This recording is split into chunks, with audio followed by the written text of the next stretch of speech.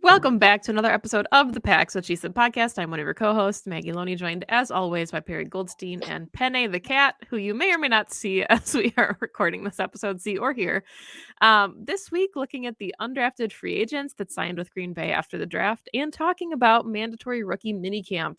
Always fun to see the rookies kind of come into Lambeau Field, get their helmets on, get their jerseys on for the first time. And it's probably when it feels very real and becomes kind of official for a lot of these guys that have had these aspirations for a long time. So always a really fun week to kind of see social media and see how the rookies are reacting to being at Lambeau. So Perry, how are you doing before we get started?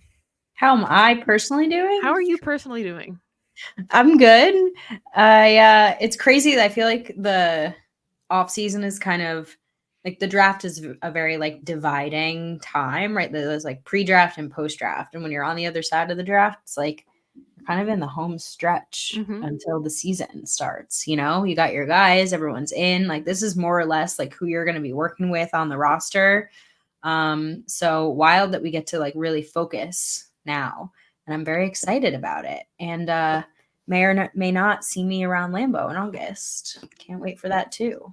Love a teaser. And I mean, to your point, I was thinking you said like these are the guys that we're theoretically going to be working with, and yeah, I mean, Keyshawn Nixon came late. Devondre Campbell came late, but I was just thinking about this roster and the fact that normally it's like, okay, maybe they didn't get an inside linebacker in the draft, so they took Campbell, or maybe they weren't sure about the depth at corner, so they grabbed Nixon primarily to be a returner.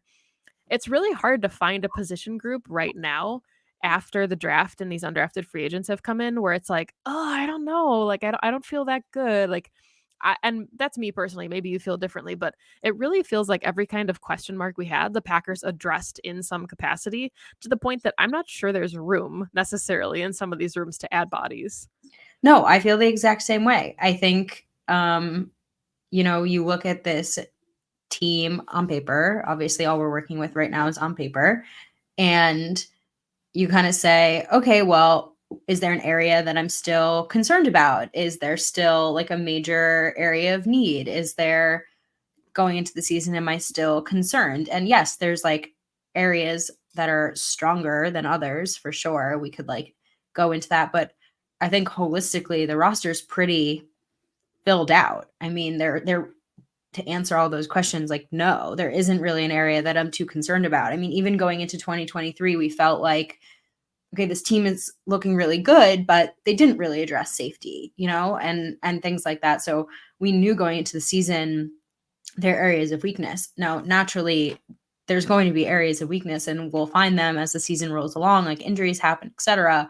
But I think they're in a very good, like strong position going into camp and going into the season. Yeah, I agree with you 100%. And I think that's what makes some of these opportunities at like a rookie minicamp a lot more enticing, right? Is trying to find the areas that there potentially is room for improvement. And we hear about that every year, right? And when teams are filling out their practice squads in late August, early September, is where can you latch on someplace where you feel like you'll have an opportunity, because there's certain rooms that are just already deep. And so let's dive into that a little bit and look at some of the undrafted free agents that the Packers brought in, and then we can talk about minicamp. So is there anyone that stood out to you immediately on their list? We're not going to go through every single one because it does change kind of throughout the minicamp process, but any names you saw that you were like, oh, nice, I'm glad they got so and so. Okay, well, no one that I was like, oh, nice, I'm glad they got so and so. But they brought in a few guys. I mean, they brought in a lot of guys on the trenches, which I think obviously like makes sense. I think if you're like gonna fill in depth anywhere, it's gonna be there, and just kind of see if you can find like a sleeper. The one that intrigues me the most is tight end Messiah Swinson. He's out of Arizona State, but I mean, besides that, he's actually from out where my dad grew up, which is fun that he's Long Island boy. But besides that, besides the hometown thing, the reason why he intrigues me is he's like, first, they didn't draft a tight end, right, in the draft. So he's kind of their only addition to that room besides getting Tyler Davis back from his ACL. But he's huge. I mean, he's like Mercedes Lewis size, right? He's like 6'8", I think, somewhere around like the 250, 260 pound. He ran, I'm looking here, he ran his 44.85. So he's like a big dude, super, super fast. So I don't know. I mean, again, he's an undrafted free agent. We'll see what they can do with him. But I think in terms of like that size tight end, pretty good to have a guy like that just like around and see what he can do in the blocking and the pass game. So I'm intrigued to just like see him. Also, there's just like not that many people who are like physically that large. Yeah, I'm glad you brought him up because he was a name that I was also, eyeing. And it kind of reminds me of Ben Sims a little bit. Ben Sims was an undrafted free agent. He originally signed with the Vikings, but still, like the Packers find some gems that they really like and they keep tabs on. And, if, Ben Sims became available, they snatched him up. So the fact that they have Swinson in, I think shows that they're interested and potentially, he's competing absolutely for a roster spot. Another name that I noticed right away was Donovan Jennings from South Florida. He's an offensive lineman. He, I thought, would go day 3. And I don't know if the Packers kind of knew that he would slip undrafted or if it was just somebody they were willing to gamble on, but I'd seen projections to go as high as like the 6th round. And he's just a really freaky relative athletic score athlete, big guy, probably can be a swing tackle at this level. So he's another one of those prospects that, the Packers are keeping an eye on. He took a top 30 visit in Green Bay. So somebody that they absolutely did their homework on when it comes to the offensive line. And like you said, that there's always opportunities there for those guys to compete. And I would almost like pencil in a practice squad spot for him now if he didn't get snatched up already. I'd be curious for like anyone out there who tracks this stuff, because we know about some of the undrafted success stories in Green Bay. I mean, there's many. I'm be curious when the last time an undrafted offensive lineman started for the Packers. If anybody listening has that fun stat. Do you mean like started in general? Like just made a Not like made the roster, because I know that there probably is, but like it was like a significant starter. Because we can think of weapons, right? And of course there's corners, naturally. But I can't think of an offensive lineman off the top of the my only one head. that comes to mind for me immediately is Justin McCray. But He was a free agent? the Packers didn't bring him in right away. He went to Tennessee first. And then Okay. he went to like the minor leagues and then he signed with Green Bay like after the fact. Yeah. Interesting. I didn't know that. There we So, go. Okay, Maggie knew. well, I mean there might have been one more recently, but of course, that's the the name that comes to my mind. Yeah. Before we shift into minicamp, one other name I thought was really interesting here is Peter Bowden, the long snapper from Wisconsin. And I know long snapper is not like an, oh my God, how enticing kind of position to talk about, but I think it's worth noting because the Packers last season or 2 seasons ago at this point, I honestly can't remember, brought in the Rams long snapper, Matt Mhm. Orzich, right after he won the Super Bowl with the Rams. And we were like, oh, finally a vet at the position. And the special teams unit didn't necessarily seem like it improved dramatically. So I'm curious if that's like a true competition with Bowden coming in and being on the roster carrying 2 long snappers, or honestly, if it's a convenience factor at this point, given how many kickers they have on the roster right now competing. So another Yeah. interesting one that I just thought was, noteworthy when I saw the list. Yeah, I mean, I guess we said it before, but special teams is probably the area of weakness at the moment. Given just how they've been underperforming the last few seasons under Rich Bisaccia. I mean, is this a hot take? Is this make or break season for Rich Bisaccia and his special teams unit? I don't think that's a hot take. I think, we see the ascension of the defense that we're hoping. I guess there's no, proof yet, but with Halfley and we saw the offense and the trajectory that they were on. So, yeah, special teams is the head scratcher and I think it's I think that makes a lot of sense as to why they brought Nixon back because he was a spark plug. And I'm curious, I guess this is a topic for another day, but how the special teams like kickoff rules will change potentially the output on special teams this year for the Packers and for the rest of the NFL to see if it actually changes the dynamic of special teams. But let's go ahead then and shift gears into rookie minicamp. Obviously, we are not there. We don't have press badges. So what we're seeing is things that players have tweeted, Unfortunately. right? Things from analysts, sights and sounds. And again, take it all with a really big grain of salt because we are doing this on May 7th. And, guys have barely had pads on at this point. But anyone that you were like really excited to get initial reports on, or any players that you were watching really closely? I mean, the whole class, naturally. It's been fun to hear about first round pick Jordan Morgan. I feel like the coaches go out of their way to talk about him in every press conference. I feel like we've been hearing a ton of buzz about Kalen King, like a ton. So for a 7th round pick, a few thoughts here. One is everyone seems, and by everyone I mean coaches and press, seems super pumped about him, how he looks, etc., which fits with the narrative of, a little confusion around why he fell to where he fell. He could potentially be a steal. Obviously, we will not know that until a little bit further into the future.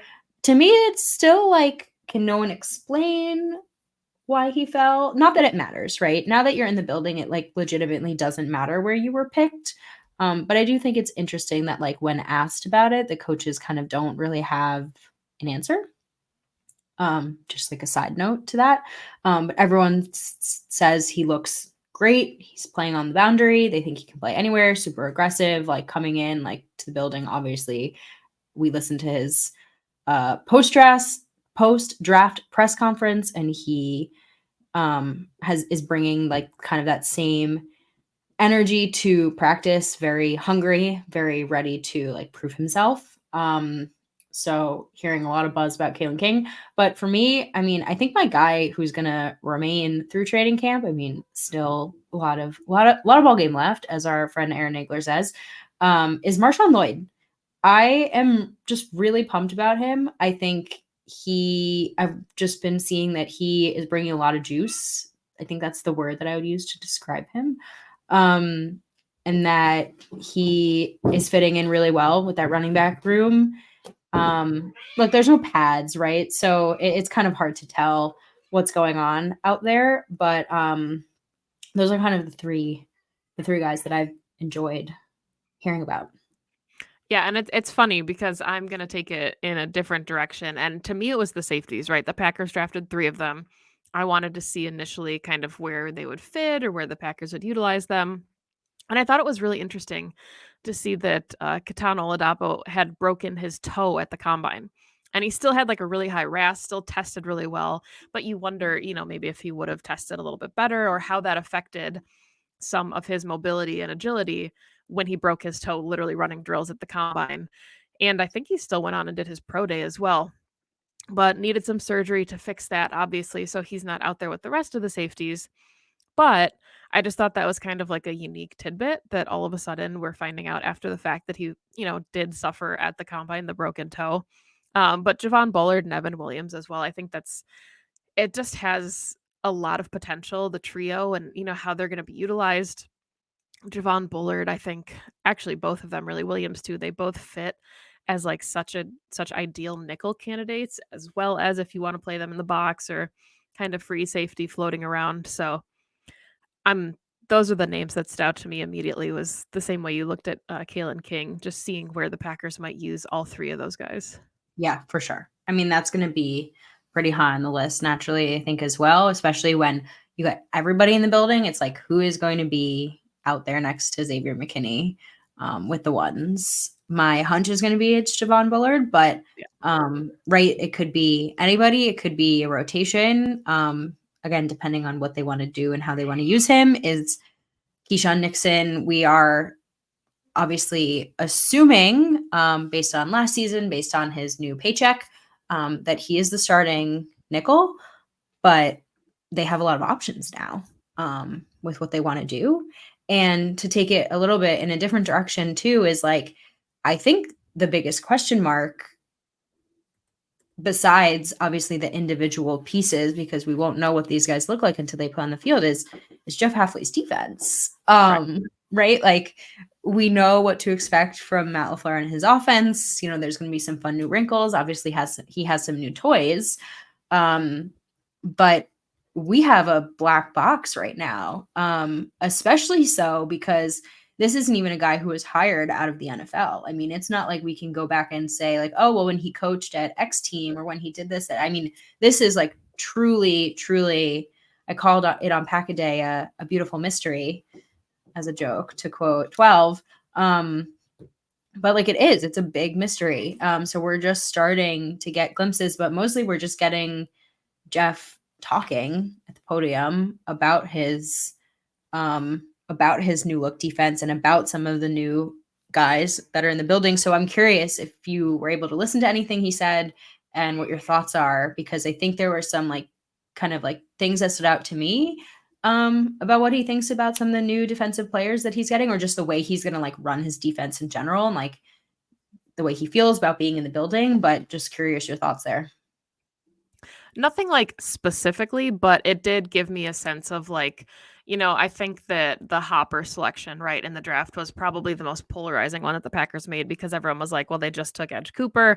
Why would they go on and take another inside linebacker? But when you think about like holistically, and again, we're just, it's like X's and O's and at this point, but to talk about going into a 4-3 base, even though yes, we know you play a lot of 4-2-5 in base nowadays, like to have such athletic inside linebackers, I think is like truly paramount in a Jeff Hafley defense. And we talked about the way that like the Packers could utilize Quay Walker on blitz packages, like bringing 7 or bringing your inside backers before we even knew what this draft class looked like. So I think just the buzzword that we kind of talked about coming out of the draft was versatility. And Mm-hmm. we really saw that with the safeties. We saw that with the inside linebackers, and we saw that with the offensive line as well, even though obviously not a position that plays defense. So I think that's just like, his comments made me more excited about how a lot of these guys are interchangeable and all the different sub packages we might see. Even Yeah. in like a 4-2-5, you might have different variations of which 2 linebackers are out there at a time, or, what you're having Xavier McKinney do versus what you're having some of your rookies do. And just the freedom I think that they'll have to mix up a lot of these pieces. Yeah. No, I agree.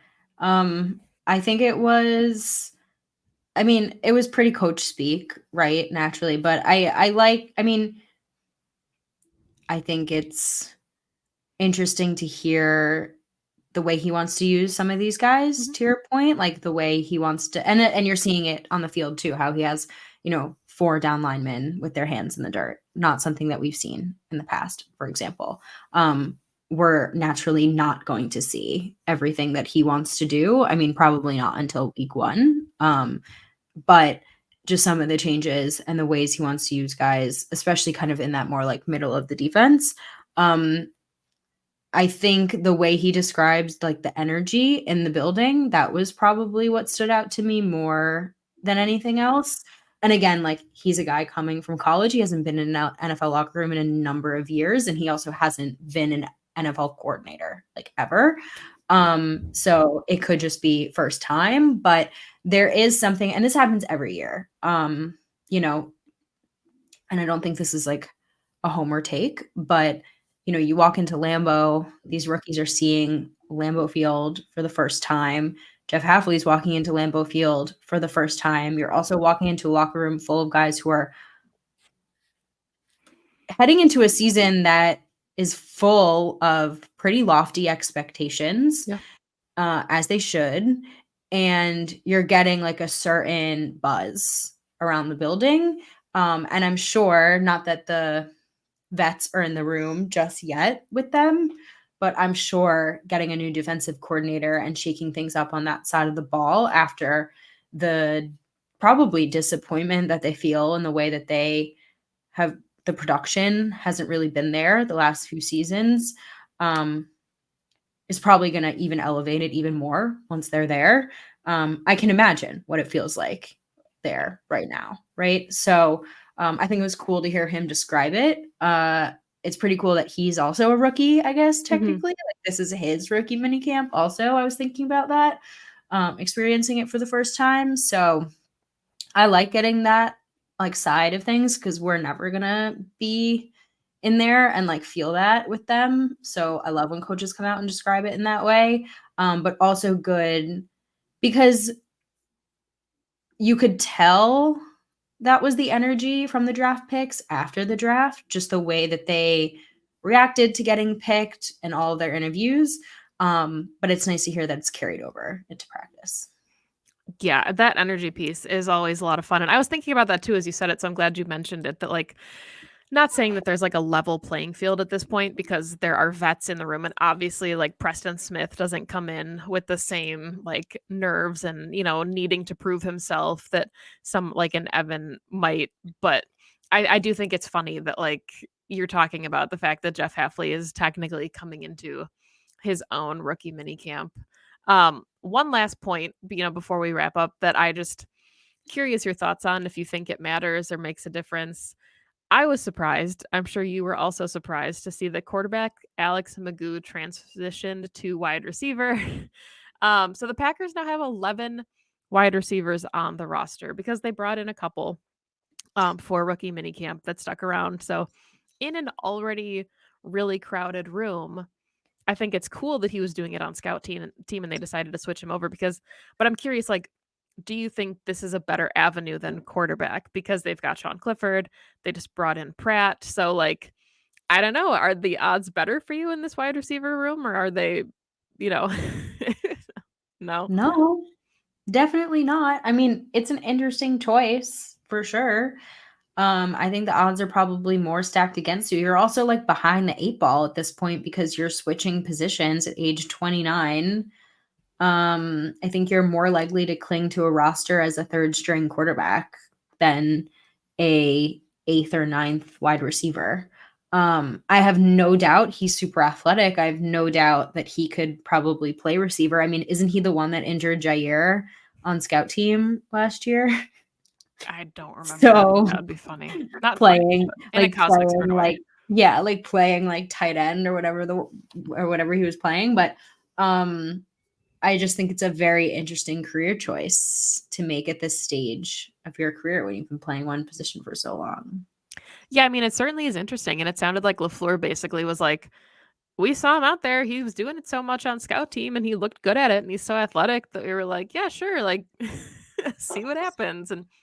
But, I mean, he also has, the really strong USFL pedigree and potentially is already quarterback 4 on the depth chart, so maybe he thinks, "Hey, let's see what happens." Wide Yeah. receivers get banged up very easily, and it'll be fun to see in the preseason, like, that transition to see, like, how clean his routes are and things like that. That's just interesting to me. I love anytime players try to make, like, a position switch. Normally, it's, like, wide receiver to corner, not necessarily quarterback to wide receiver, but will still be interesting. It'll be interesting. Yeah. I guess we'll find out how it goes for him. It was, like, a couple of years ago when James Looney, Yeah. went from D-line to tight end. I was like, "That I I'm gonna mean, need to see." it just doesn't normally go well. It doesn't normally pan out.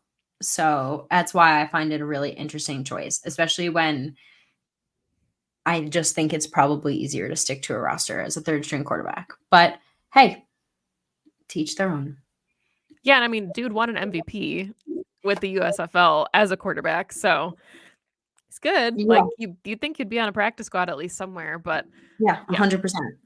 it's just that's an interesting one. But any final thoughts about the rookie class that's coming in, the rookie minicamp, before we wrap up this week and hopefully have maybe a schedule to talk about next week? Maybe. Well, we already know where the Packers are playing on week 1, so we're True. a little bit ahead of other teams, which is nice. Um, I think I'm really pumped about some of these new weapons that the Packers have. I think they have some ballers that are coming in. I think at some point this offseason, we will do a few deep dives as well. We'll do a little bit more in depth on each of them, but so far liking what I see. And yeah, ready for everyone to get in the building and just see how this team starts meshing together. Yeah, I think to me the biggest I guess you can't even call it a surprise, but I thought it was interesting that Goot signed Andre Dillard, like former first round pick, offensive lineman, very valuable position. Made a ton of sense the Goot way to do that. And then went in and drafted 3 linemen and then brought in a ton of UDFAs. Like that, we say it every year that the offensive line room is like the toughest battle of camp. But genuinely, I'm not sure that I think there's like one, maybe 2 spots on the offensive line that are actually locked up, and it's Elton Jenkins and wherever they decide to play Zach Tom. Yeah. Like, like I don't know where he's playing, but I think he gets a starting 5 job, bar none. Everyone else, it's like, hey, we'll see. And I feel like it's been a long time since the Packers have had that.